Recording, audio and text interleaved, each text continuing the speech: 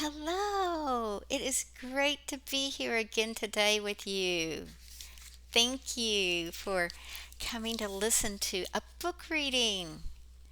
Now, look at this book. What do you think it's about? That's right, a sun and a moon. Now, for those of you who know me really well, you know I definitely love being outside in the sunshine. But I also have love for the moon. In fact, my name is connected to the moon. So let's get started. The Sun and the Moon. This is a story that was a Swedish story, and it is translated for you by, let me get to the title page here. It is translated into English by Rosemary Lanning.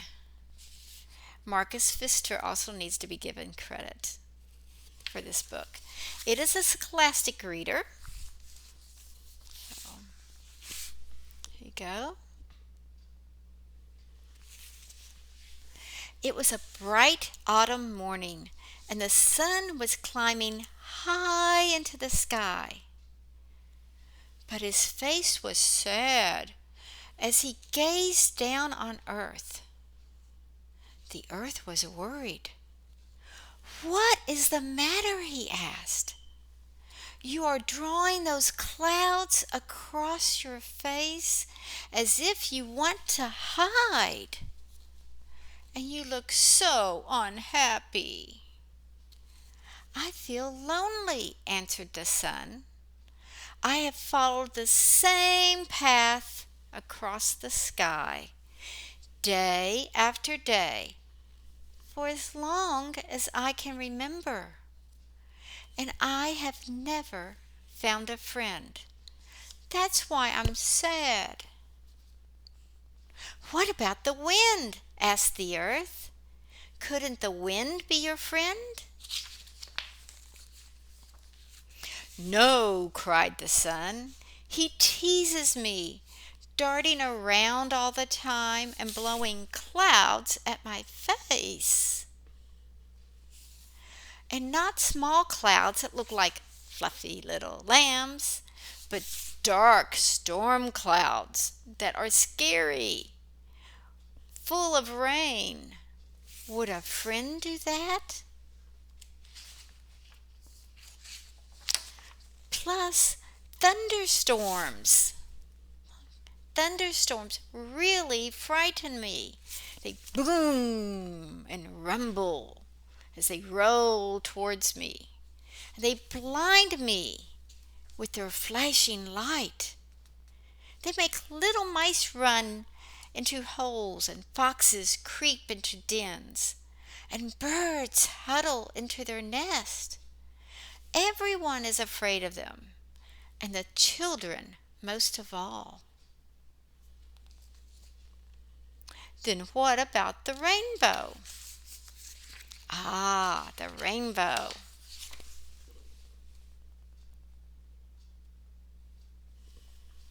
The sun smiled and said, 'The rainbow is a good friend.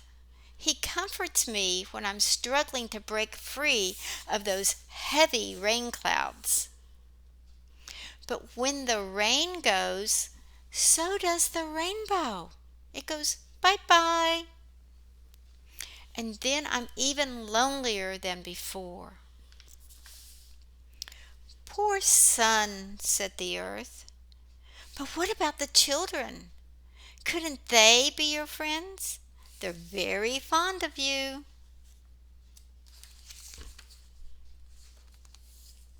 "I like the children too, but I can never get close enough to them. All I can do is tickle their noses. And then the children say, 'Achoo!' and laugh. I can't laugh anymore. I feel too lonely. Shining gives me no pleasure at all."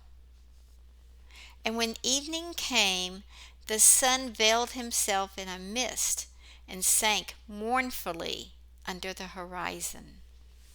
So he's up here. And then in the evening, he came down and sank behind all those trees and mountains.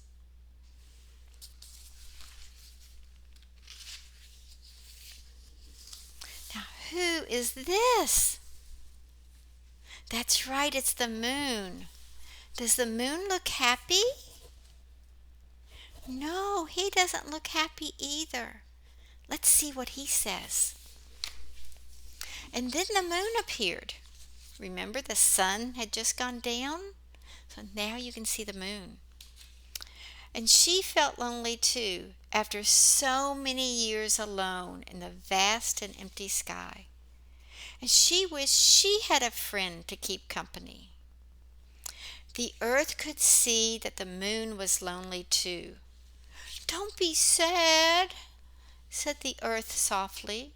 "Aren't the stars your friends?"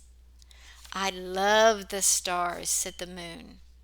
"But they're so far away that they can't hear me." "But what about the comets? They always like to play." Comets zooming in.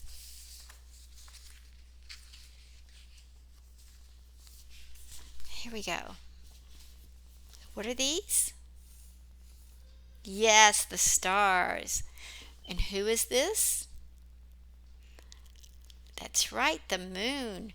Is he happy or sad? Yeah, he is sad. We want him to be happy. And what's this?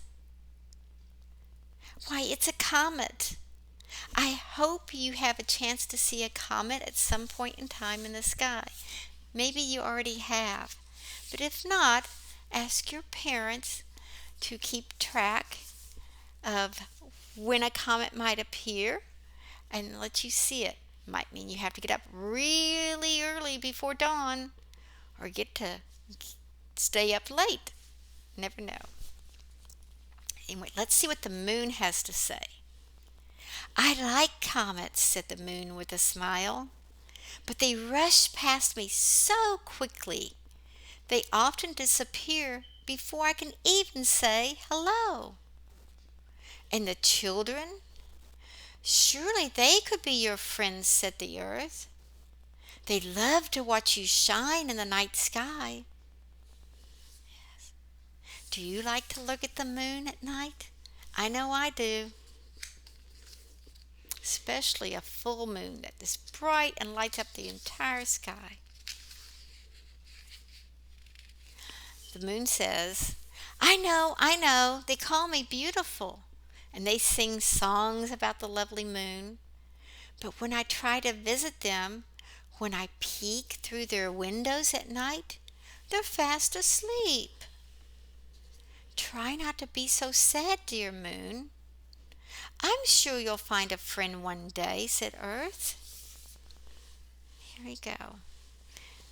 There's the moon trying to peek in at night to say hi to the children. But the children are all asleep.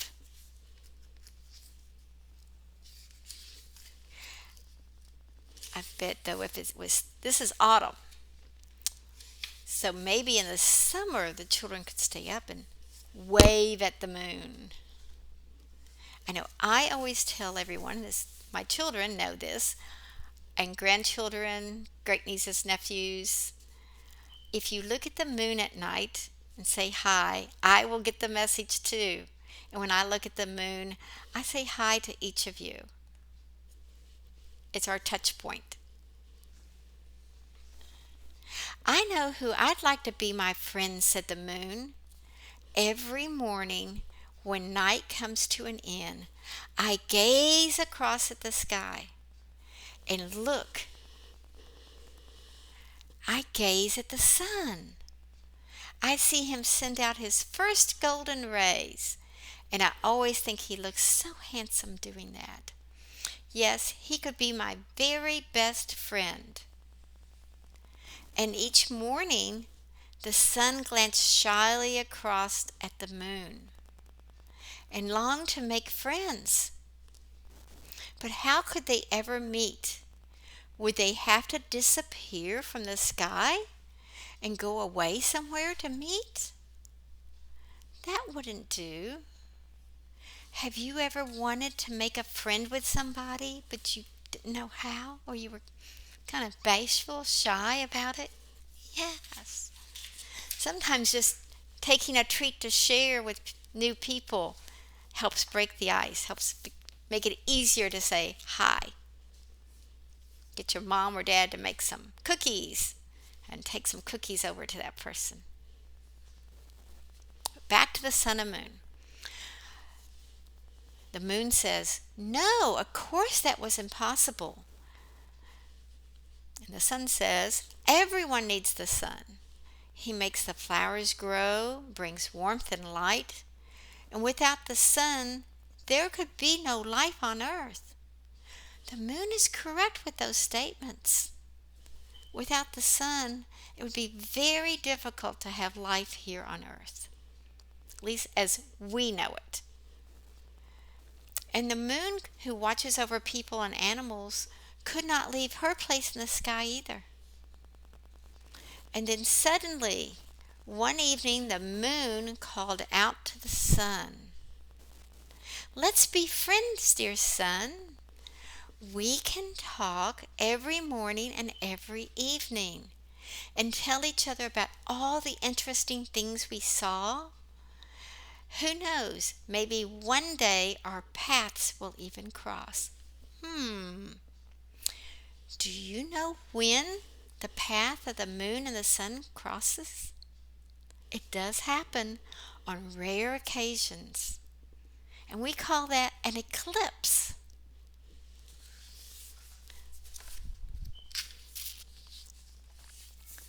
When the sun heard this, he blushed with happiness, and his light became more dazzling than ever. Everyone was pleased that the sun and the moon were happy now, and they were becoming friends. Each time they spoke, they looked so happy, and as time went on, they moved closer and closer together.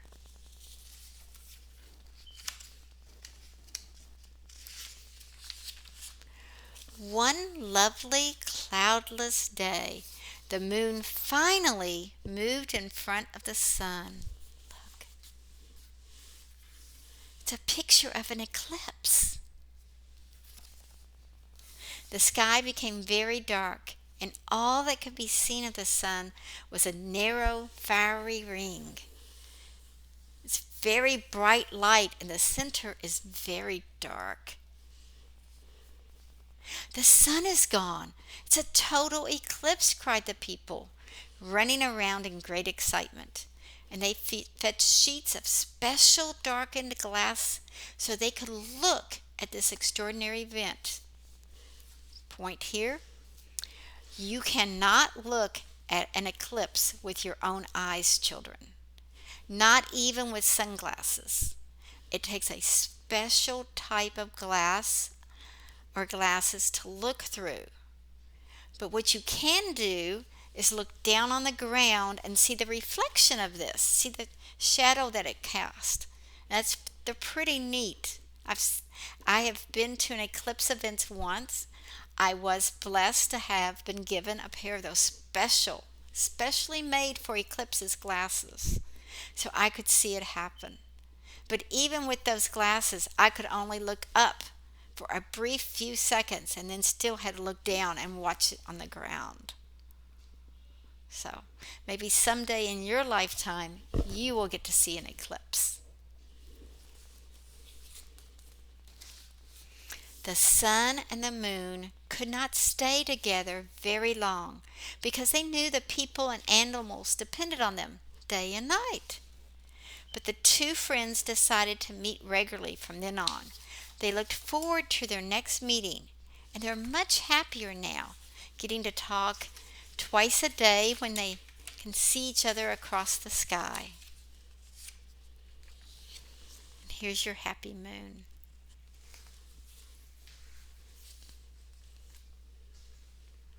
One of the best things a moon can make is a moonbow. It's like a rainbow, except it's made by a full moon with water. So as the moon, a full moon is very bright, as you know, and as it shines and casts its light on the source of water, a rainbow is made. One of the places in the world that it is made regularly every month is Cumberland Falls. It makes a moonbow. They call it a moonbow because it's made by the moon.